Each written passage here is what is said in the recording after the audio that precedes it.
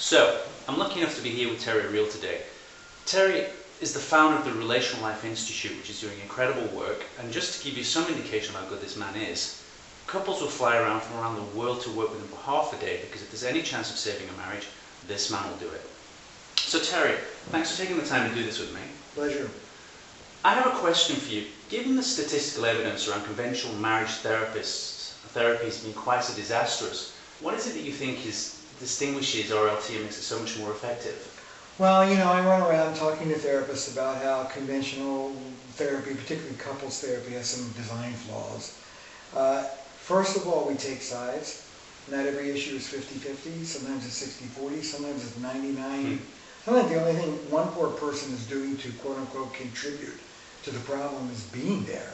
If you have an untreated bipolar partner who's drinking and raging, then your quote-unquote 50% is that you haven't pulled the plug. So we teach therapists to decide who's doing what to who and call it, which is the second.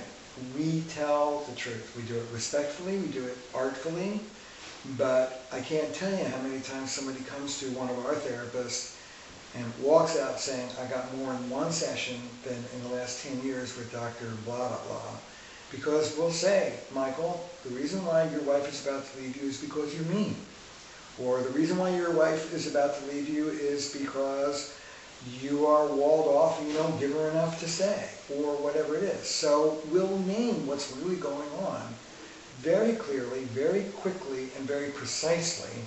And then three, we'll help you out. It's once you tell somebody what they're doing wrong, this is what you're doing to shoot yourself in the foot.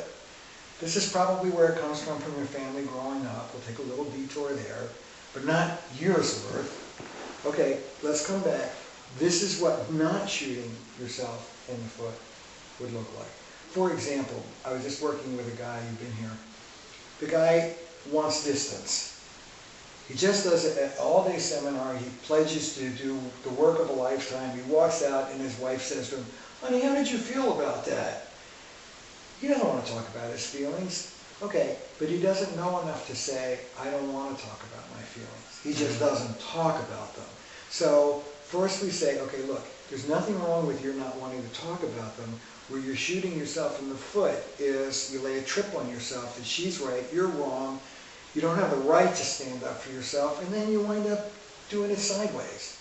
So you're right, but don't do it that way. Do it this way. If you're going to take distance, say, I'm taking distance, here's why, here's when I'm coming back. So we identify what's going on, we put our bodies on the line, we say, this is what's going on, you're doing this, you're doing that, and then we say, this is what right would look like. And to be honest, most therapists don't do any of that. I don't know what they do, but they don't sit there and go, this is what's wrong, this is what you should be doing differently. They sit around for months and Lord knows what. And I've seen you do that brilliantly many times. So, thank you. Well, thank you very much for doing this, Terry. I am not going to get off this take without saying that you, Michael, are a real resource in running. You've done extensive training with us. You're a senior person. You know what you're doing, and I feel very lucky to have you on board, and I feel perfectly delighted recommending anybody who wants to do this work to contact you. That's fantastic. Well, thank you very much. You're welcome. All right.